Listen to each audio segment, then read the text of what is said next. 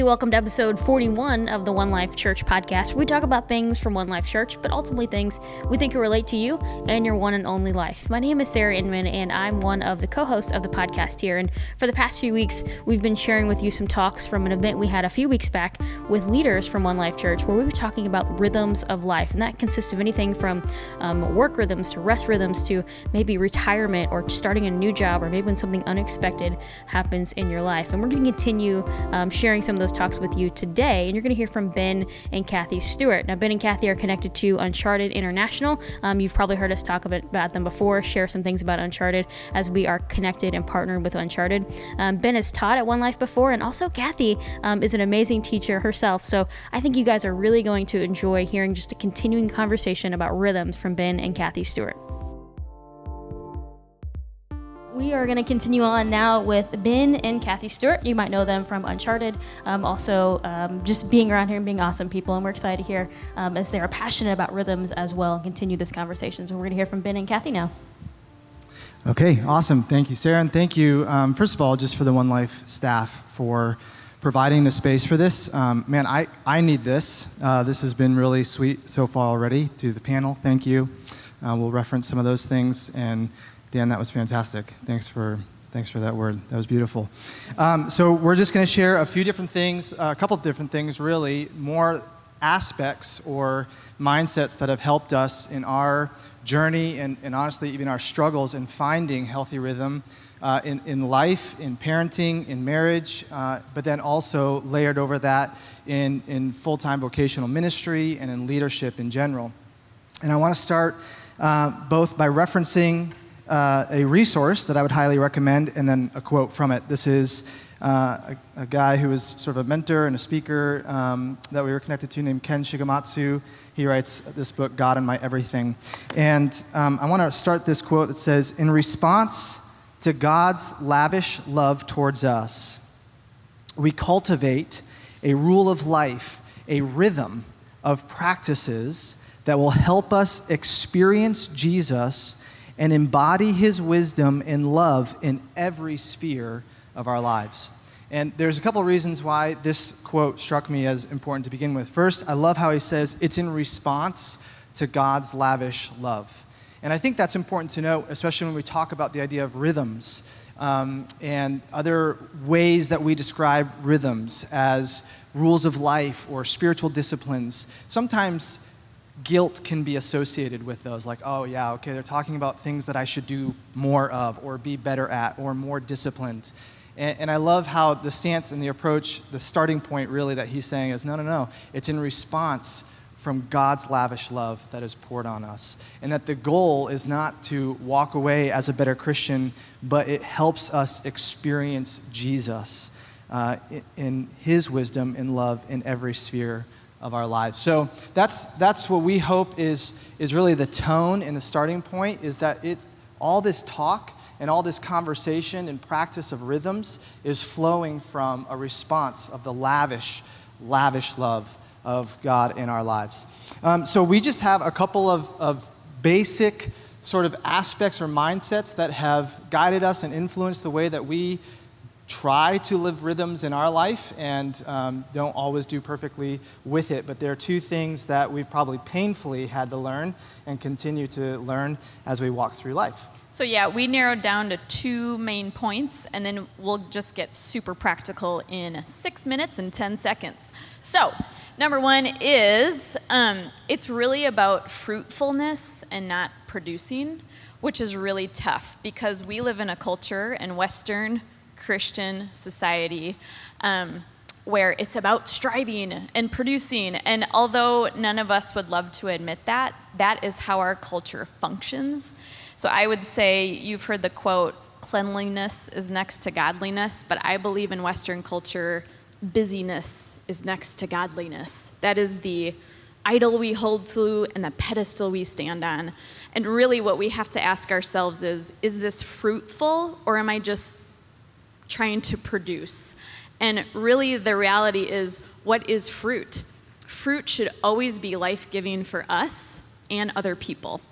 So if it's not giving life and it's not breathing life, you're not producing fruit. You're just striving. And so that is something that in years of ministry, we speak that to each other. Is that really fruitful, or are you just trying to produce? In my book, I'm going to recommend you is Sacred Rhythms by Ruth Haley Barton. She writes a lot of good stuff.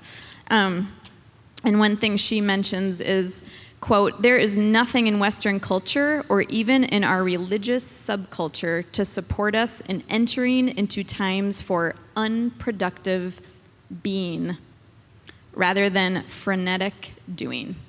So would you agree? Don't you think it's kind of like that? So our goal is to produce fruit that is life-giving to ourselves and other people, not produce more stuff. And we see this. Jesus demonstrates this to us. And I think one of the reasons why we found this really important is so much of our identity in our culture is wrapped up in what we produce and really in how busy we are, right? I mean, think about a lot of the conversations that you have typically on a Sunday morning out there, out in the lobby of whatever campus you're in. How do we typically begin those conversations? You know, well, how was your week? Oh, man, well, it was really busy. You know, first I had this, and then I had that. And that's not inherently bad, but it's sort of indicative and a temperature of our identity too often is wrapped up into what have I kept busy with? Am I proving my self-worth with how much I've done? And really just allowing the Spirit to enter into that space and free us of that. And to know and be confident that our identity is not controlled by or defined by how much busy work we have committed in the last 7 days. And so that moves us into our second point, which is the art of disappointing. The art of disappointing is something that we have had to learn to master. And basically what that means is learning how to say no. And who you're saying yes to is actually really what that's about. So 2 things a mentor of ours has told us before is just because you can doesn't mean you should. Just because it's good doesn't mean you should. So practice the art of disappointing people, because at the end of the day, I come home to him and my children, and that at the end of my life, they don't even stand by me. I stand all by myself in front of Jesus Christ. And so that's who I answer to. So I'm gonna disappoint a lot of people. I'm really gonna let a lot of people down. But he cannot be disappointed first, and then they cannot either. So really practical, just a couple things. I was just gonna add real quick to that. I think I'm keeping time you're doing so a great job. well. I just want to win. Okay. That's awesome. So I think I'm a 3 on the Enneagram, and I'm an achieve. Okay, sorry. All right.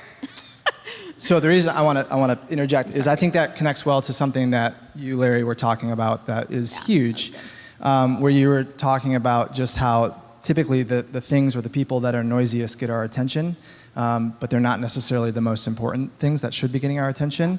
And in order to live that out, I think, especially as leaders and influencers, it is important to learn this art of disappointing people, that to do what Larry was advocating for, which I fully agree with, you have to know that there's going to be a cost to that. You have to know that there's going to be a cost to giving life to the right areas.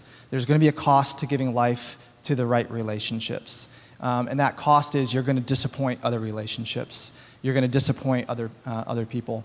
And I think that too often we bypass learning the art of disappointing, and so then we allow the tyranny of the loudest to grab our attention the most. That's good stuff. So real quick. Now you can keep going. Spiritually, God in our everything, spiritually is part of all this. So maritally, every single morning, Ben and I get up and have coffee for an hour and a half. That means I get up really early and I don't work out, and I don't care, because this is the most important thing to me. And so that is a shift in my life. So we have coffee, we pray, we talk about all the stuff in our life, because that is the only time we have. So that is sacred to us.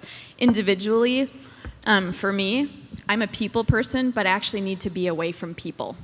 Because if I am always sucked in by people, often it's because of guilt. I should get together with them. No. Like, I'm not helping my kids out by doing that all the time. So saying no to that. For Ben, Yeah, so the point with this one too is find your own rhythm. Not everybody's rhythm is the same, and that's okay. Yeah. So for me, when I say things like being in scripture is significant, exercise is significant, journaling is significant, those are things that I will disappoint other people and say no to other things so that those have space in my life on a consistent basis. But to feel freedom, that those may not be the things for you. Right. And to find those things that Everybody's are different. life-giving. And for those of you who are parents, we have learned as our kids are now teenagers, we find instead of like, we can't always just, our rhythms now include them. So our son likes to work out. Well, he comes and works out with us. My daughter actually likes to grocery shop, and I hate it. So I bring her with because we can talk, and she likes it, and I tolerate it. So those are rhythms of our life that are natural, but we include them. So what does that look like for a 3-year-old? And, for a friend, if you don't have kids, like take them in your natural rhythm. I walk every day. Take a friend every day to walk with you. Those kind of things.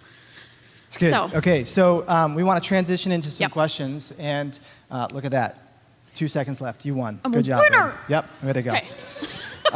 Remember? Yeah, it's I'm all watching about- you, Natalie. She's going to cut me off, okay? And I can't. Okay, so some questions, just reflection of this. And again, I love that the word is rhythm tonight, that the goal is not balance. The goal is not just what more things can you do, but there are different rhythms for different seasons of life and different things that connect with different people. So we want to give you several minutes at your tables to just talk through these and any other aspect of the night that you've heard so far, okay? Our thanks again to Ben and Kathy Stewart. We're so thankful for just learning from some of the rhythms that they've been able to see in their own lives and be able to share and teach us as well. We want to continue the conversation with you guys. We'd love to hear back any feedback that you've had from any of these talks. You can email us at podcast@onelifechurch.org, and we would love to actually hear some of the things that maybe you're processing as you've heard these talks. So again, share these out. Send us an email. Let us know what you're hearing and what you're learning, and we can't wait to see you next week.